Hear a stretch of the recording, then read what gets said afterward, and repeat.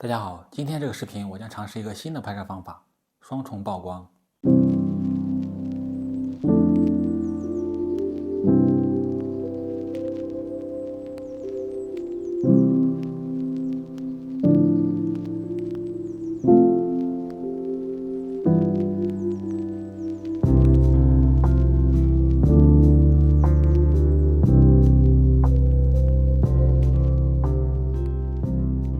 双重曝光就是相机连续拍摄2张照片，然后在机身内部将这2张照片合并成一张新的照片，大概像这样。那对应的还有3重曝光、4重曝光等等。很多相机都自带这个功能，这并不是什么新鲜的技术。和很多朋友一样，在刚开始接触到这个功能的时候，我只是简单体验了一下，然后就没有再用了。因为在使用这个功能的时候，很容易放飞自我，拍出一些奇奇怪怪的照片。今天我想挑战一下这个功能，看看能不能拍出一些有意思的照片。在正式拍摄之前，我简单介绍一下这个功能的一些操作方法。好，现在我用手上这台尼康 Z6-2 代相机给大家演示一下双重曝光的拍摄方法。我们先开机，然后进入照片拍摄菜单，下面有个多重曝光。第一个是选择多重曝光模式。这里面可以选择开启一系列，或者只拍摄一次，或者关闭。我们选择第一个。第二个是拍摄张数，这台相机最多可以拍摄10张，也就是10重曝光。很难想象有人会用到这么多。我们选择2张。第三个是重叠模式，这里面有4种，分别是叠加、平均、量化和暗化。我用一组场景给大家演示一下这4种的区别。第4个是保存单个图像。那如果选择开启，在进行双重曝光的时候，会分别保留第一次和第二次的照片，以及合成之后的照片。如果选择关闭，它只会保留最后合成的照片。我们选择开启。第5个是重叠拍摄，我们现在选择开启，我给大家演示一下这个到底是什么意思。好，我们先拍摄一张，我们换个杯子。好，大家可以看到第一次拍摄的照片的这个影子，这个可以在我们第2次拍摄的时候帮助我们构图。还有最后一个选项，选择首次曝光，这个功能比较有意思，它可以让我们手动选择相机里面已经有的这些照片作为第一次曝光的照片，然后只需要再拍摄1张照片就可以作为双重曝光。比如我选择一张之前拍摄的照片，这条河吧，然后我们再拍摄一下这个杯子。好，结果就是这样子的。这台尼康 Z6-2 代相机提供了非常丰富的自定义选项。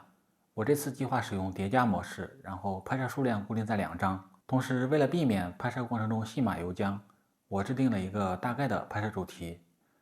先拍摄一张包含人物的照片，然后再拍摄一张特殊的场景，让人物出现在一些平时不大可能出现的场景中，比如天上、楼上、树上或者水里。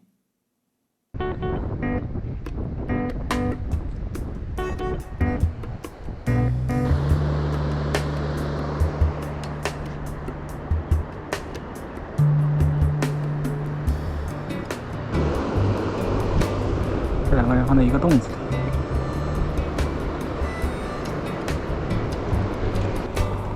这边来了3个人，我要把那3个人放在水里。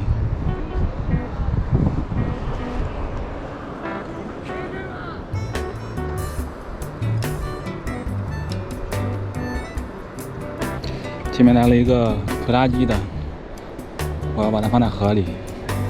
他拉了一只狗。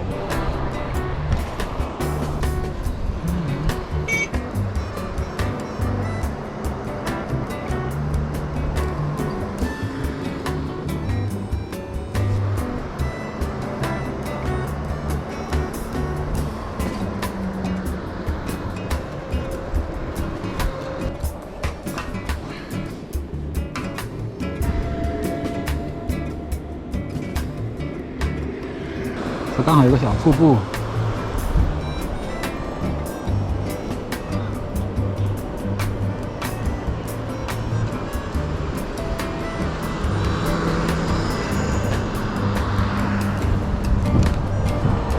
有个人在放风筝，我把那个人拍在那个建筑上。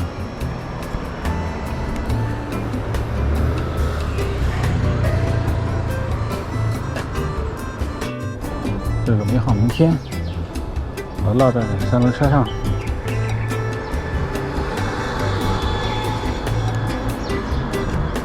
完美。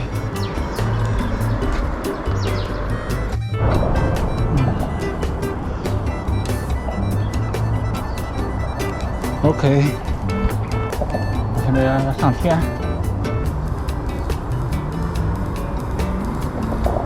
好，我要让这个人上个楼。还是选择首次曝光，选择这个骑自行车的人，然后重新拍摄一张。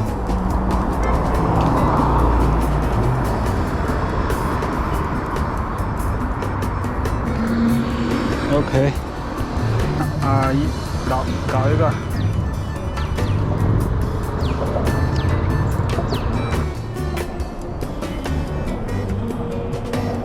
放到哪里呢？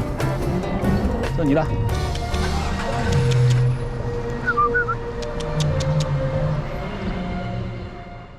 双重曝光的原理很简单，但拍摄的过程比较麻烦。在拍摄完第一张照片的时候，要考虑第二张照片用什么样的画面，两者如何搭配，能不能很好的融合在一起。同时要保证相机一直处于唤醒状态。当拍摄完第一张照片的时候，如果相机进入了睡眠模式，那重新唤醒以后，第一张照片就退出了双重曝光程序，需要重新拍摄。所以我就想到了一个简单粗暴的办法，就是频繁的轻按快门按钮，保证相机处于激活状态。当然，对于我手上的这台尼康 Z6 2代相机，它还有另外一个操作方法，就是在双重曝光模式中，可以手动的选择相机里面已经拍摄的照片作为双重曝光的第一张照片。然后只需要再拍摄另外一张照片就可以完成双重曝光。当然，这个功能使用起来略显繁琐。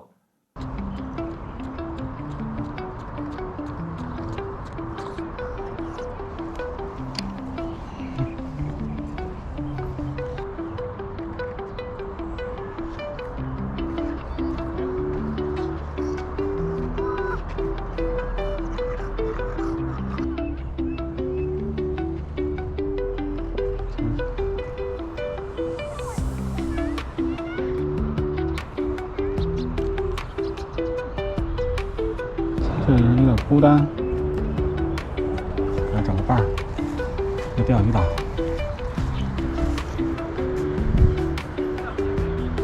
OK， 走到一起了。我要把这些树放在那种建筑上面。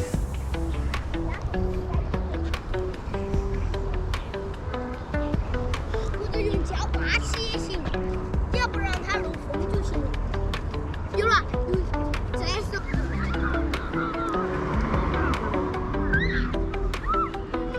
风筝上楼。